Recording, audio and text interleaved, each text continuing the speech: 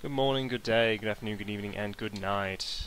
Ladies and gentlemen, my name is Stark, and welcome once again to another Stark Silver Linings, in which we are taking a look at just what we can learn from games of StarCraft that we take away to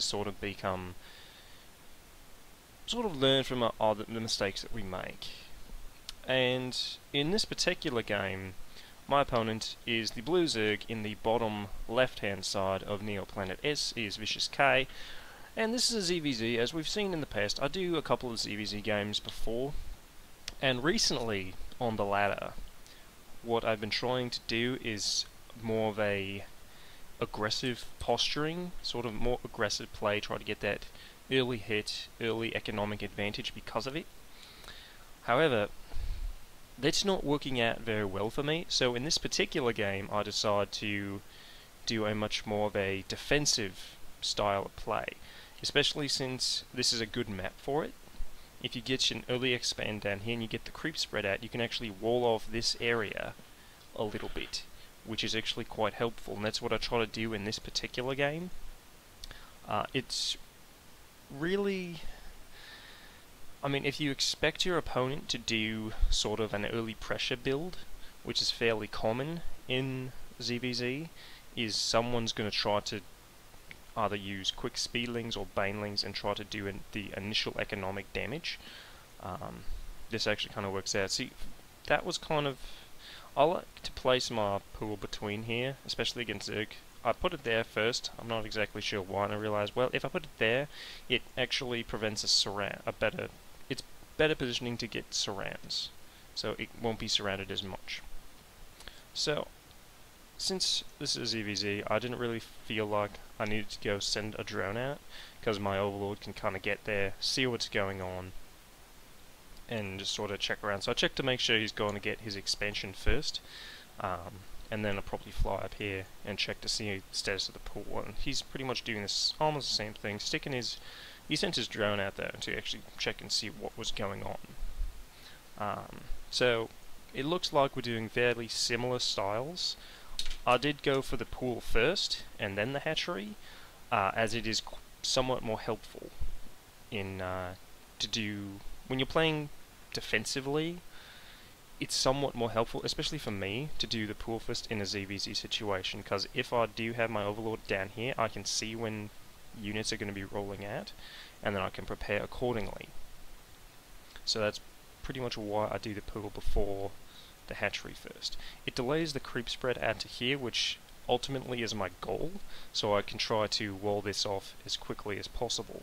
And I'm going to try to wall this off with an evolution chamber right here, a spine crawler right here, and then I'm going to try to use 2 queens to sort of block the choke point, which will prevent any type of Zergling sort of run by. And my opponent right now, it looks like, yes, he's going for the metabolic boost right now, so he's probably going to be trying to get speedlings out as quickly as possible with his expansion going.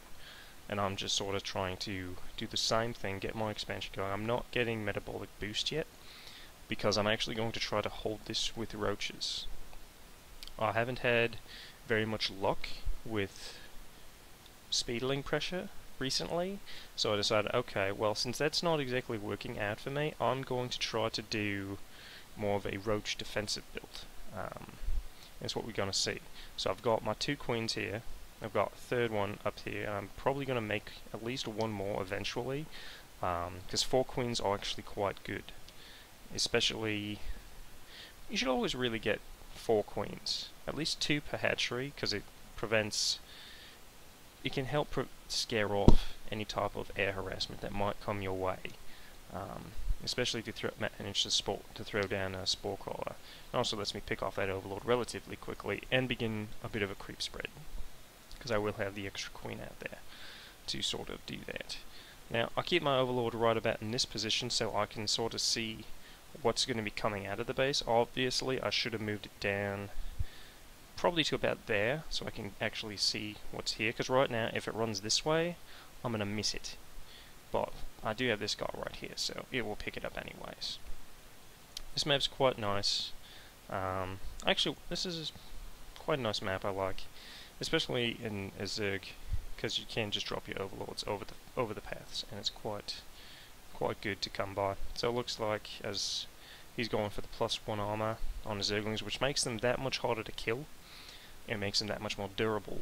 And he's really stacking up a bunch of lava. He's getting his macro hatch going.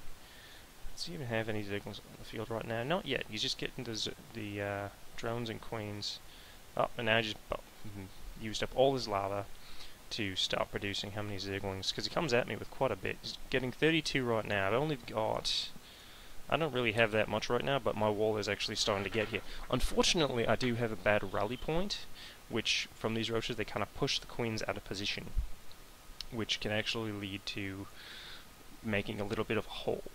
And this is the first time I'm actually trying this wall, and I actually missed these Zerglings rolling out. And the reason why I missed that is because he actually scares my overlord away with the queen here. He actually scares my overlord to run away, so I actually miss this rollout, which is actually a good idea on his part. But then unfortunately I do have this one here, and I didn't manage to see that, but my wall is kind of broken at the moment because I'm not paying attention, because I do have a bad rally point still, and they're going to push him out of the way again. Fortunately he hesitated there, which allows me to get back into position and reset this sort of wall in. And right now he's got 53 Zerglings against my 6 roaches and 3 queens and a spine crawler, but he cannot get us around at this point, so he pretty much has to pick things down one at a time. And this is basically going to do a massive amount of damage to him. He's going to lose a ton of Zerglings. Does manage to poke his way through, but I guess it's on the attack command, and doesn't quite realise what's going on, and he just gets cleaned up by the rest of the roaches there. And of course, my 2 queens live, my spine crawler lives, and you know, I don't really know why he left at this point, because if we look at the resources lost, it's only about 15. He only lost about 1,000 more resources than me, and he's still got a ton of money in the bank. So he really could have just kept going. I mean, yes, the attack failed, but it's not the end of the game. But yeah, that's what I'm talking about, sort of this more defensive play, and I've been trying to get this as well against other, not just ZVZ, but against the other matchups as well, and we'll actually see that in the next part of this video, so stick around. And welcome back to this video on more defensive play. Once again, we are on Neoplanet S as well, and I am now the blue Zerg in the top right hand side, and my opponent is the red Terran Jacob. And I guess he was doing this queued as an unranked. I queued as ranked. I'm not sure if that can actually happen. I guess it can, but I don't know. It may be possible, but we'll see. It might not be. If someone can correct me on that, that would be great, because I don't really know. It's totally possible though. Anyways, we've been taking a look at defensive play, and the last couple of games that I've been playing, whenever I try to do this aggressive style, it backfires on me, and I'm wondering, okay, what can I do to change this? So my idea on that is to do this more defensive style of play and kind of let my opponent come at me as much as I possibly can, sort of sit back and try to deflect any type of damage that comes at me. And I've been finding that it's quite a bit easier to be a defensive player than to be an offensive player. Now obviously harassment is a very key portion to this, to StarCraft, that being able to harass your opponent and to get advantages like that are very beneficial to the overall playing. But for the sort of level that I'm playing at, which as we saw in the chat earlier, it's kind of mid-level platinum, this guy's actually a diamond leaguer, because I do occasionally come up against them. It's actually easier to just sort of sit back and play defensively. Now he's going for CC first, and my reaction to that is I don't know that he's going CC first, because I have not seen that yet. I just saw, okay, well there's a supply depot here, there was no barracks, so I'm sending this drone around looking for these proxy barracks, because it's the first thing that sort of goes into my mind, that okay, there's no barracks right now, there should be.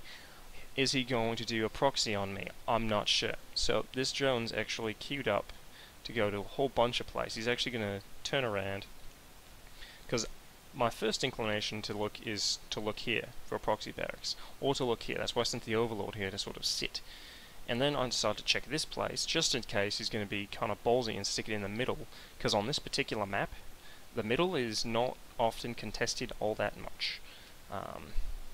Because it's just way too easy to kill these expansions from stuff on the high ground. So this drone's actually going to go back and see what's going on.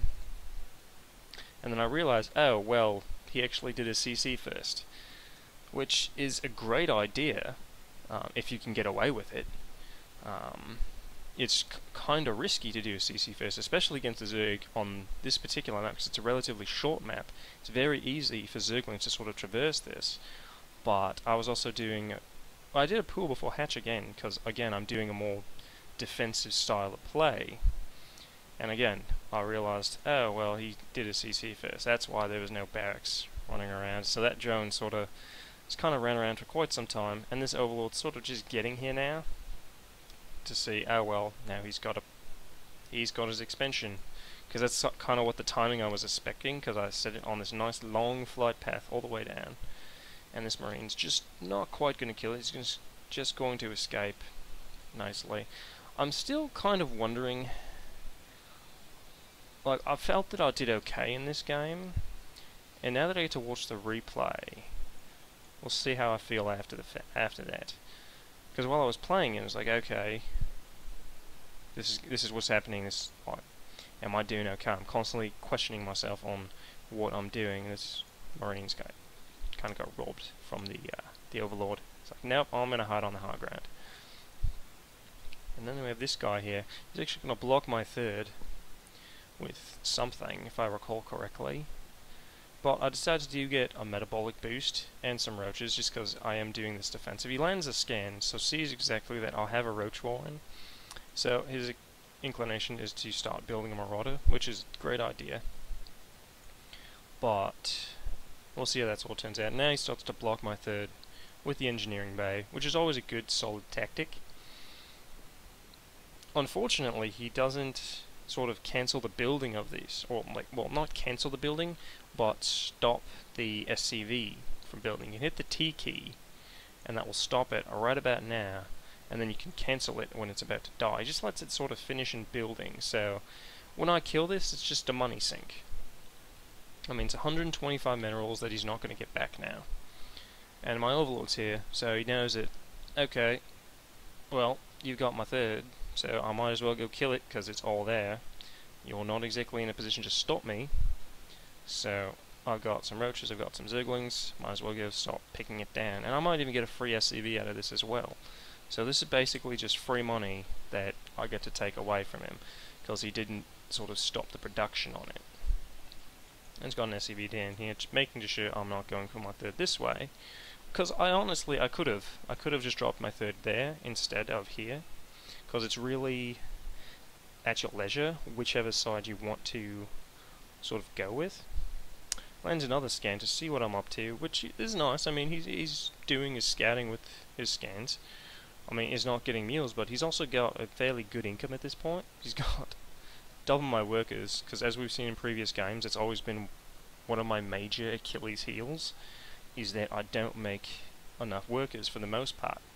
I'm too focused on actually building up units. Fortunately, I build roaches, because they're pretty durable units, and against sort of early type of pressure that Terran can throw at me, if they're going to combine with Hellions, roaches can sort of block this off with quite easily to prevent Hellions from getting through.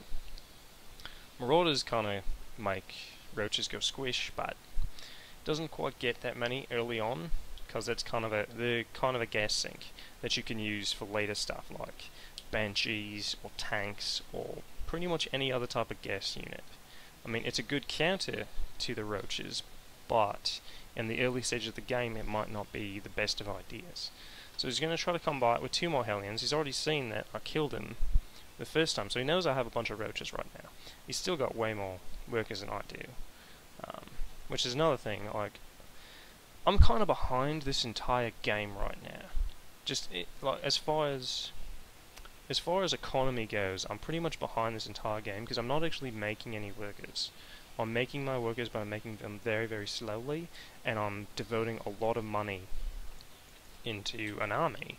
As we can see, my army value is quite a bit higher. Oops, wrong one.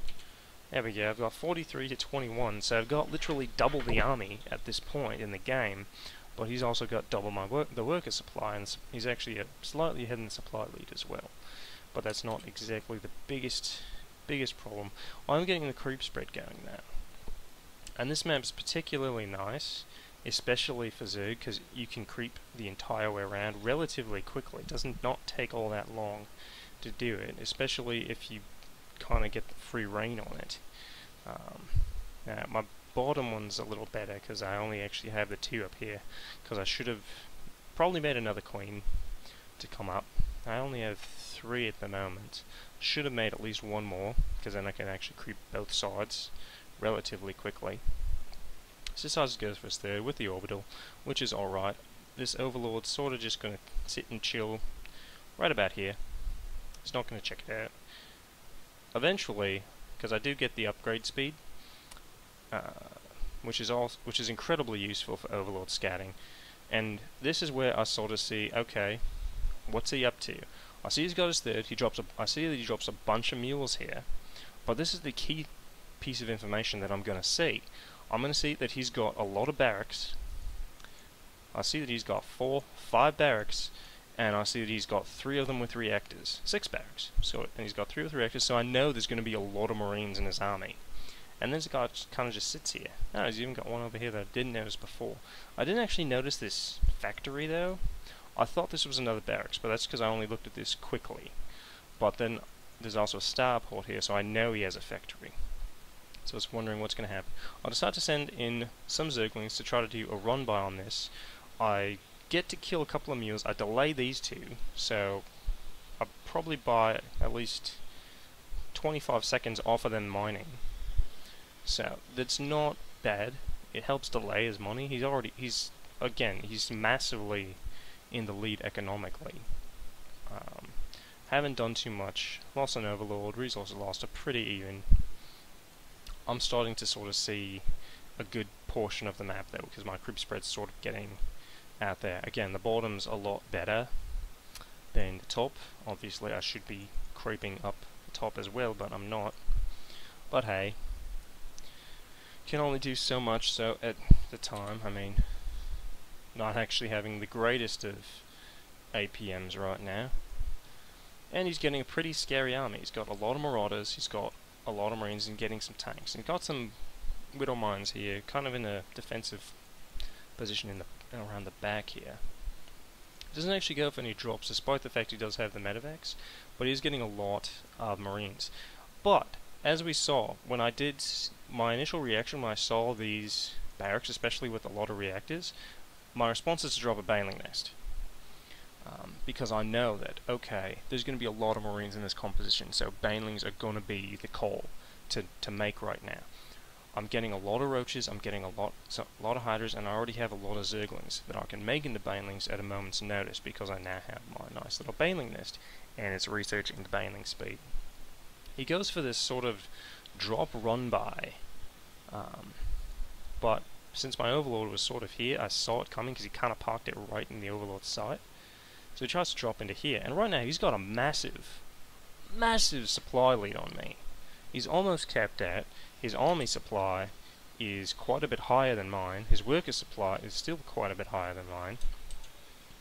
So by all rights, he's greatly in the lead, but he does have a lot. And he's also got 1-1, so even his upgrades are better than mine. I've just got missile attacks. He's got ground and armor, and he's got concussive shell and stim and combat shield. So he's got he's got all the support sort of upgrades like stim, concussive shell, and combat shield. But he's also got +1, and he's got medevac support as well, with a couple of tanks. What do I got? I've got roaches, I've got banelings, I've got +1/+1 basically. So our overall upgrades are pretty even at the moment, but his army is still quite a bit... Actually, the army's now been a bit more balanced out, but that's because he's got a lot of workers sort of eating up his supply, and I don't. I've still got quite a bit to go because I don't have the work. This is kind of the dumb luck that I did.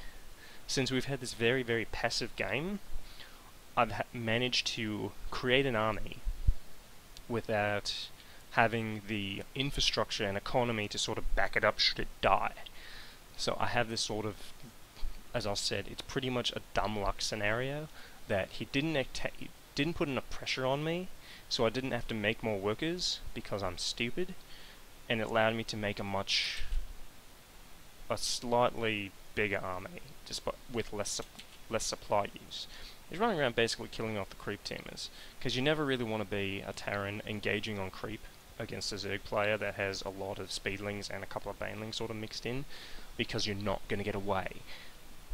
It's the movement advantage on the creep is just too great. You cannot escape it, especially if, you know, they have roach speed and hydra speed with hydra range. You really cannot. I mean, stem can get you away a little bit, but it's not going to help all that much because you're going to be taking a lot of damage in the meantime. And again, he's got this army that he's just sort of sitting on. He could have attacked me somewhere. He could have dropped somewhere, maybe do a multi-prong drop to here and probably here and split my army up. That would have been helpful. But no, he's just completely let me build up. And now my army is now somewhat larger because again, I haven't made the workers that he has. And because of that, this could actually go very badly and very much in my favor because I've been sort of... Because right now, I'm sort of worried. Like, I have it in my mindset to play defensively, which is to sit back and let them come to me. That's why I'm sort of getting this creep spread and focusing on that, because if there's creep spread, I can see what's coming at me from a mile away. And so I know that this army is rolling out right now. He's killing creep, so I decide to burrow my army here, see if he's going to continue, because I can sort of pop up and kill it. Right now, I throw in some Zerglings, I pick off a couple of things, but these Zerglings are going to get cleared out. This Overlord's probably going to die. But he doesn't really know that this army's here. So he unloads, and I just unburrow and chase him down. And see, that's the thing. He stims away. Zerglings are still faster, so they're going to start picking things apart. And this is what's going to happen. He's going to bring this army up to sort of engage. I'm already on the offensive now, so I might as well go. I stopped this by pooping on the ground, and he's going to engage right here, but he's too far away from the tanks, so these tanks are not going to help him out right now. And I've just got the Zerglings, and I'm going to get the Zerglings in to attack the tanks, which force the tanks to attack the Zerglings, which completely clean this out, because the tanks did not have enough fire time on the roaches, on the hydras, and so his infantry army pretty much just gets completely annihilated. Because of that. It was a bad time for him. It was a bad engagement. It didn't go as he hoped. I mean, I was completely surprised what happened when I saw that happen. I was like, okay, what can I do here? I might as well continue attacking. And let's just take a step back a bit. Because what happened in this particular, it's like, okay, well, I see this, I might as well go for it, because I know this here. My inclination is I want to take this out before he does anything. But then he comes at me. I've got the banelings sort of there. They take out a good chunk. Let's actually just slow this down. So we can see that I take the Zerglings and sort of focus them on the tanks, and basically it makes the tanks not attack this army that is cleaning out the Marine Marauder composition. So it basically just leaves the 4 tanks and a whole lot of roaches and hydras that kind of just sit there and now can slowly just advance and pick off those tanks as we go.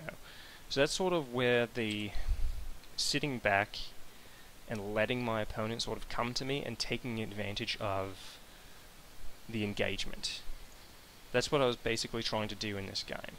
I let him come at me, I sat back, I built up an army, mainly through dumb luck, because I didn't make an economy for it, because he's got a ton of money in the bank, and he cannot produce enough stuff. He's got a ton of barracks. How many barracks does he actually got? There's the structures. The names are in the way. He's got 13 barracks. He's got 3 factories. Oh, he can produce a hell of a lot at a time.